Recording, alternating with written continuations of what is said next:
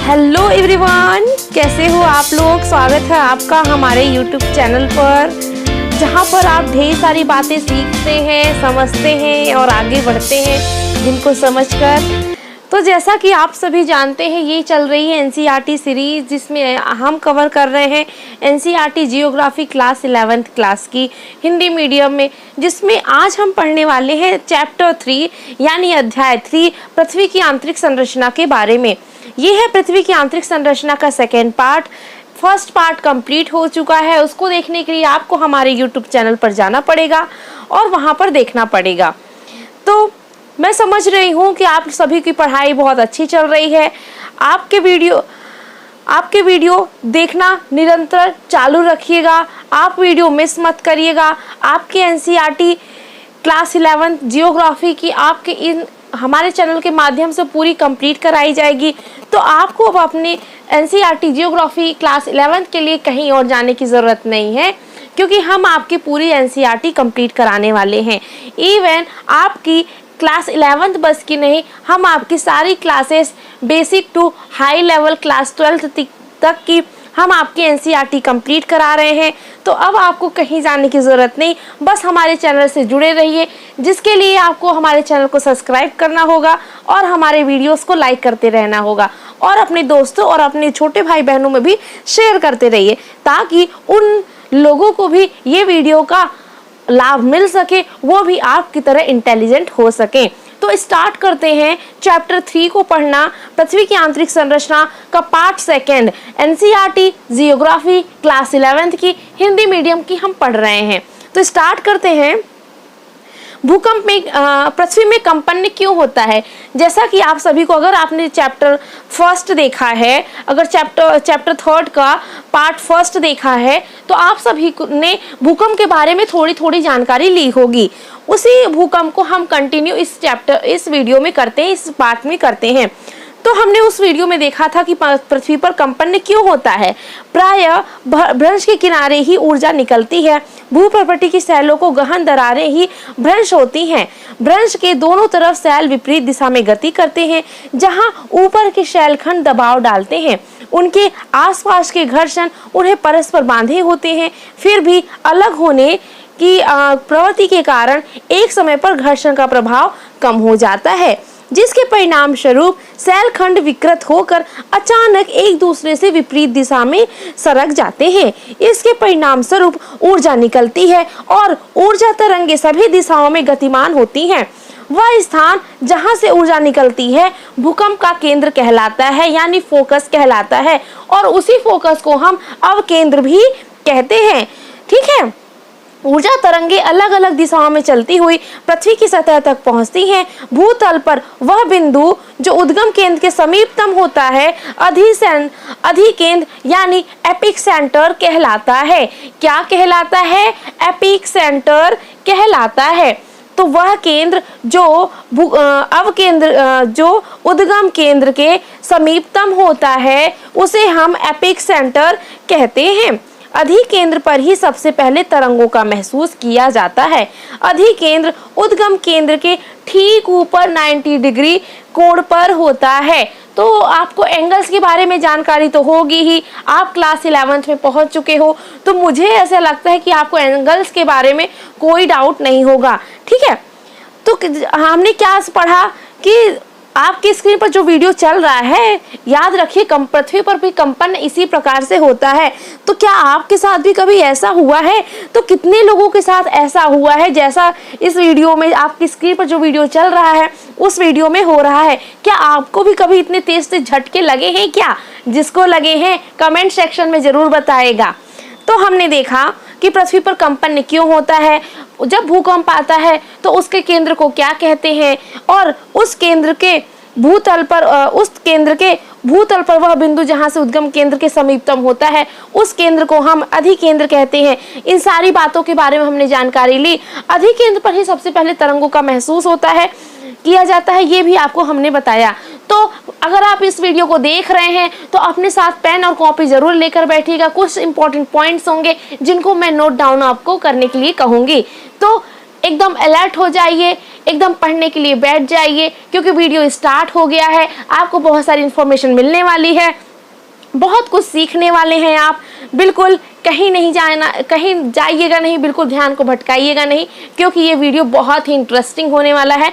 आज आप इस वीडियो में अपनी जानकारी को दुगना करने वाले हैं, ठीक है। बहुत सारी चीज़ें आप समझने वाले हैं, देखने वाले हैं।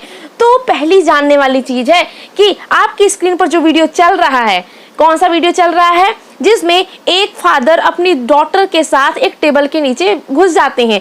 तो उस वीडियो का मतलब क्या है? इस वीडियो का मतलब है जब भी कहीं पर भी भूकंप का संभावना आए, या फिर आप ऐसी स्थिति में फंस जाओ कि आप किसी कमरे में हो जहां पर टेबल है, या फिर किसी ऊंची बिल्डिंग है, तो उस कमरे में देखना कॉर्नर की जगह, या तो कॉर्नर की जगह हो, या फिर कोई टेबल हो, कोई ठोस वस्तु जो आपको ऊपर से ढक सके, उसके नीचे आपको छुप जाना है। ये आपको भूकंप से बचाव करने में बहुत ही मददगार होगा। तो ध्यान रखिए, हम सिर्फ पढ़ेंगे नहीं, हम ऐसी चीज़ों के बारे में भी जानेंगे जो हमारे लिए प्रैक्टिकली लाइफ के लिए भी इम्पोर्टेंट है, ठीक है, जिन्हें हमें जानना जरूरी होगा। तो ठीक है, वीडियो में आपको समझ में आया किस प्रकार से करना है आपको। चलिए आगे बढ़ते हैं। अब जानते हैं भूकंपी तरंगों के बारे में। भूकंपी तरंगे, आपकी स्क्रीन पर तरंगे दिख रही होंगी, तो इन्हीं तरंगों के बारे में जानते हैं। शायद तक तो आप कभी इन तरंगों को इस प्रकार से नहीं पढ़े हो कि आप उन तरंगों को देख पाए हो, लेकिन आज आपको इस वीडियो में तरंगों को देखने का भी मौका मिलेगा, ताकि आपको जिंदगी भर के लिए रटना छोड़ना है, क्योंकि आप चीजें समझकर आज पढ़ोगे, ठीक है। सभी प्राकृतिक भूकंप स्थल मंडल में ही आते हैं। इसी अध्याय में हम आगे आप पृथ्वी के विभिन्न परतों के बारे में पढ़ेंगे। अभी इतना समझ लेना पर्याय है कि स्थल मंडल पृथ्वी के धरातल से 200 किलोमीटर तक गहराई वाले भाग को कहते हैं। भूकंप मापी यंत्र सतह पर पहुंचने वाली भूकंपी तरंगों को अभिलेखित करता है। भूकंपी तरंगों का अभिलेख वक्र दिखता है। यह वक्र 3 अलग अलग बनावटी तरंगों को प्रदर्शित करते हैं। बुनियादी तौर पर भूकंप की 2 प्रकार की तरंगे होती हैं, भूगर्भिक तरंगे व धरातली तरंगे। भूगर्भिक तरंगे उद्गम केंद्र से ऊर्जा से मुक्त होने के दौरान पैदा होती हैं और पृथ्वी के अंदरूनी भागों से होकर सभी दिशाओं में बढ़ती जाती हैं, इसलिए इन्हें भूगर्भिक तरंगे कहते हैं। भूगर्भिक तरंगों एवं धरातली शैलों के मध्य अपने तथा मध्य आग्नेय क्रिया के कारण नई तरंगे उत्पन्न होती हैं, जिन्हें धरातली तरंग कहते हैं। ये तरंगे धरातल के साथ साथ चलती हैं। तरंगों का वेग अलग अलग घनत्व वाले पदार्थों से गुजरने में परिवर्तित होता जाता है।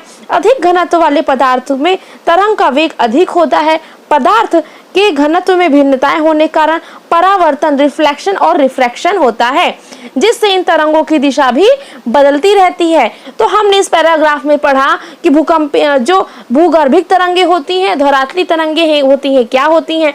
आपको अगर क्वेश्चन लिखने के लिए दे दिया जाए कि भूगर्भिक और धरातली तरंगों में आप अंतर लिखो, तो आप डिफरेंस लिखो, तो मुझे लगता है कि आप अब लिख पाओगे। भूगर्भिक तरंगे क्या होती हैं, मैंने अभी बताया कि मुख्य रूप से 2 तरंगे होती हैं। कौन कौन सी? भूगर्भिक और धरातली।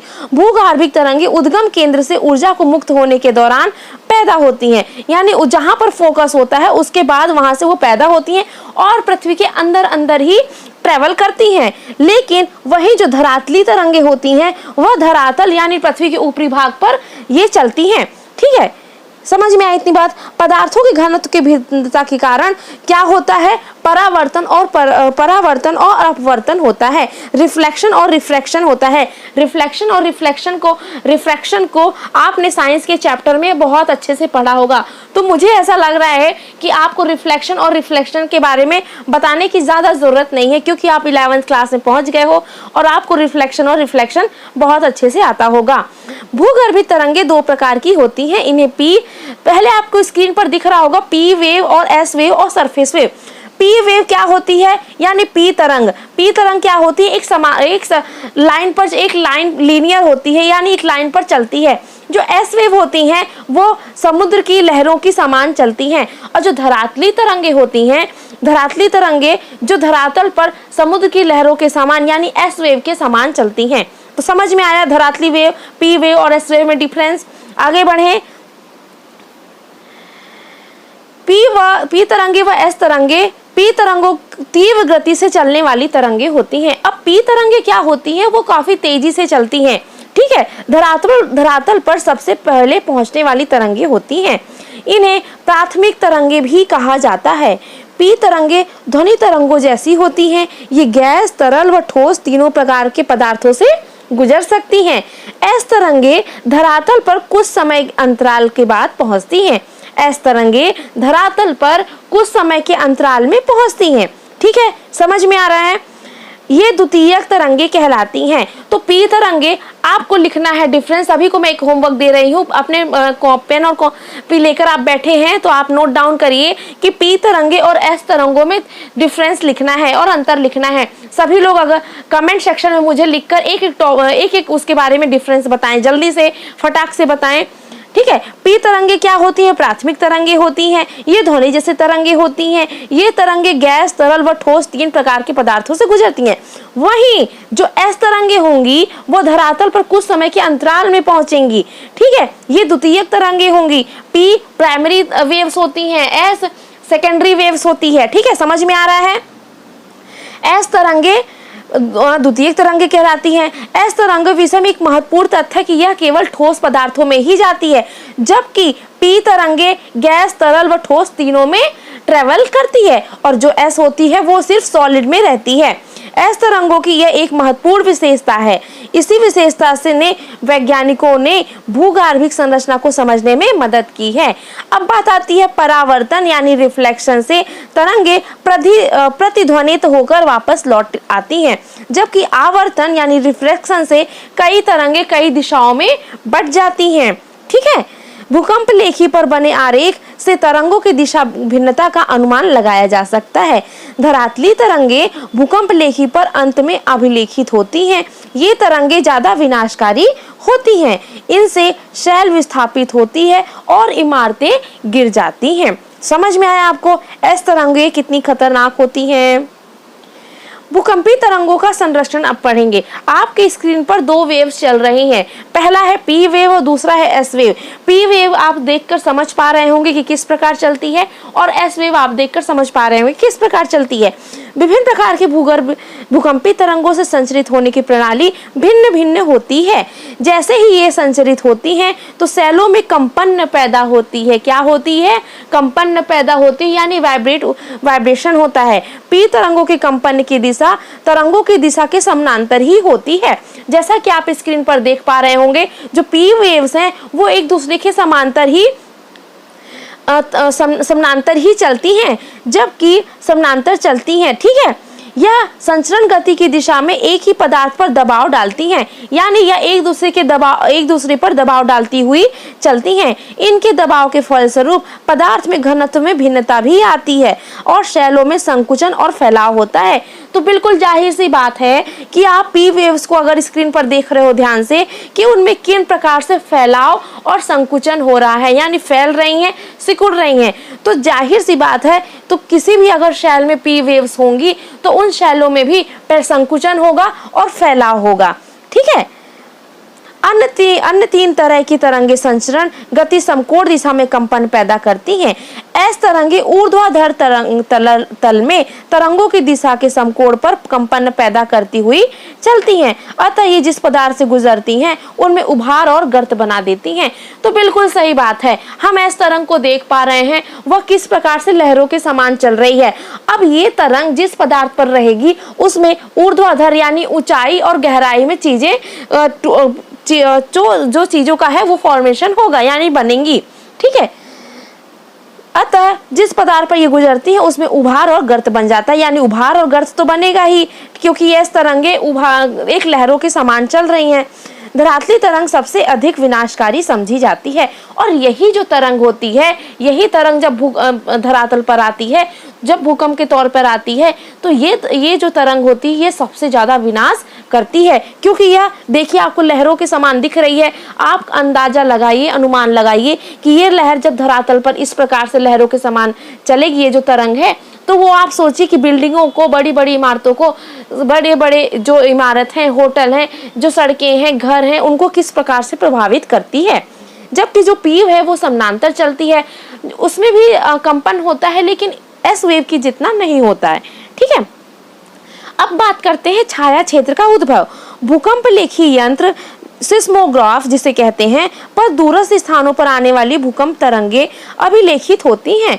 यद्यपि कुछ ऐसा क्षेत्र भी है जहां कोई भूकंप तरंग अभिलेखित नहीं होती। ऐसे क्षेत्र को भूकंप छाया क्षेत्र कहते हैं। ठीक है, ऐसे क्षेत्र को क्या कहते हैं? भूकंप छाया क्षेत्र कहते हैं। विभिन्न भूकंपी घटनाओं के अध्ययन से पता चलता है कि भूकंप का छाया क्षेत्र एक दूसरे भूकंप छाया क्षेत्र के सर्वथा भिन्न होता है।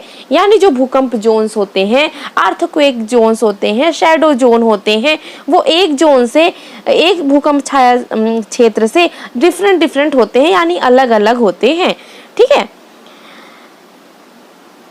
यह देखा जा सकता है कि भूकंप लेखी भूकंप अधिकेंद्र के 105 डिग्री के भीतर किसी भी दूरी पर P व S दोनों ही तरंगों का अभिलेखन करते हैं। यानी 105 डिग्री भूकंप का अधिकेंद्र होता है। अधिकेंद्र के बारे में हम जान चुके हैं, अधिकेंद्र किसे कहते हैं। तो 105 डिग्री के भीतर किसी भी दूरी पर P और जो S होती हैं, प्राइमरी वेव और सेकेंडरी वेव, प्राथमिक तरंग और द्वितीयक तरंग, दोनों अलग अलग तरंगों का अभिलेखन करते हैं। भूकंप लेखी अधिकेंद्र से 145 डिग्री पर केवल P तरंगों के पहुंचने को ही दर्ज करते हैं और S तरंगों का अभिलेखन नहीं करते। ठीक है, अतः वैज्ञानिकों का मानना है कि भूकंप अधिकेंद्र से 105 और 145 के बीच यह क्षेत्र जहां कोई भूकंप तरंग अभिलेखित नहीं होती, दोनों प्रकार की तरंगों का लिए छाया क्षेत्र बना जाता है, यानी बनता है। ठीक है, 105 के बारे में पूरे क्षेत्र में S तरंग नहीं पहुंचती। 105 के परे पूरे क्षेत्र में S तरंग नहीं पहुंचती। S तरंगों का छाया क्षेत्र P तरंगों के छाया क्षेत्र से अधिक विस्तृत होता है।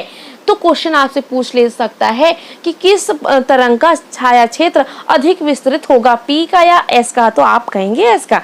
ठीक है, भूकंप अधिकेंद्र के 105 डिग्री से 145 तक P तरंगों का छाया क्षेत्र एक पट्टी के रूप में पृथ्वी के चारों तरफ प्रतीत होता है। अब 105 डिग्री से 145 डिग्री के बीच जो P तरंगों का छाया क्षेत्र होता है वो एक पट्टी यानी बैंड के फॉर्म में पृथ्वी के चारों तरफ आपको दिखेगा, वरन यह पृथ्वी के 40% भाग से भी अधिक ज्यादा होता है। अगर आपको भूकंप अधिकेंद्र का पता हो तो किसी भी भूकंप का छाया क्षेत्र आप बना सकते हैं। ठीक है, समझ में आई इतनी बात? तो वीडियो आपको कैसा लग रहा है थोड़ा सा आप कमेंट सेक्शन में बताते भी चलिएगा, ताकि हम आपको पढ़ाने के लिए, आपको समझाने के लिए और चीज़ों पे में इम्प्रूवमेंट कर सकें। तो अब बात करते हैं भूकंप के प्रकार। भूकंप के कितने प्रकार होते हैं? हमने तो पढ़ा कि भूकंप के कौन कौन से तरंग होती है, कौन कौन से छाया क्षेत्र होते हैं। अब जानेंगे कि भूकंप के प्रकार कौन से होते हैं। समांतर विवर्तनिक भूकंप की समांतर विवर्तनिक यानी टेक्टोनिक भूकंप भी अधिक आते हैं। जनरली भूकंप 5 प्रकार के होते हैं। विवर्तनिक भूकंप, ठीक है, ज्वालामुखी जन्य भूकंप, ठीक है, नियाद भूकंप, विस्फोटक भूकंप और जनित भूकंप। ठीक है, ये 5 प्रकार के भूकंप होते हैं। एक एक के बारे में डिटेल से समझते हैं। समांतर विवर्तनिक यानी टेक्टोनिक भूकंप भी अधिक आते हैं। ये भूकंप भ्रंशतल के किनारे चट्टानों के सरक जाने के कारण उत्पन्न होते हैं। दूसरा, एक विशिष्ट वर्ग के विवर्तनिक भूकंप को ही ज्वालामुखी भूकंप समझा जाता है। ये भूकंप अधिकांश सक्रिय ज्वालामुखी के क्षेत्रों के तरफ सीमित रहते हैं। खनन क्षेत्रों में कभी कभी अत्यधिक खनन के कार्य से भूमिगत खानों की छतें ढह जाती हैं, जिससे हल्के झटके महसूस किए जाते हैं। इन्हें नियाद भूकंप कहा जाता है। इन्हें क्या कहा जाता है? इन्हें नियाद भूकंप कहा जाता है। फिर आती है बात चौथे नंबर की। कभी कभी परमाणु और रासायनिक विस्फोट से भूमि के में कंपन होता है। अब कभी कभी क्या होता है, हमारे भूमि के अंदर परमाणु विस्फोट भी किए जाते हैं, रासायनिक विस्फोट भी किए जाते हैं, जिसके कारण भूमि में थोड़ा सा कंपन होता है। इस तरह के झटकों को हम विस्फोटक भूकंप कहते हैं। क्या कहते हैं? एक्सप्लोरेशन भूकंप यानी विस्फोटक भूकंप कहते हैं। जो भूकंप बड़े बांध वाले क्षेत्र में आते हैं उन्हें बांध जनित भूकंप कहते हैं। तो जो भूकंप बड़े क्षेत्र वाले भूकंप क्षेत्रों में आते हैं उन्हें क्या कहेंगे? बांध जनित भूकंप कहेंगे। तो समांतर जो भूकंप होते हैं वो 5 प्रकार के होते हैं। अगर मैं आपको क्वेश्चन देती हूँ कि भूकंप के प्रकार और उनके भूकंप के प्रकार लिखिए और उनके बारे में विस्तृत समझाइए। तो आप इन 5 प्रकार को लिखोगे और 5 प्रकार के बारे में डिटेल से हमें समझाओगे। ठीक है, ये क्वेश्चन कंप्लीट हुआ। आगे बढ़े, भूकंप के प्रकार हमें समझ में आए और अब हम लिख भी लेंगे। आगे बढ़ते हैं।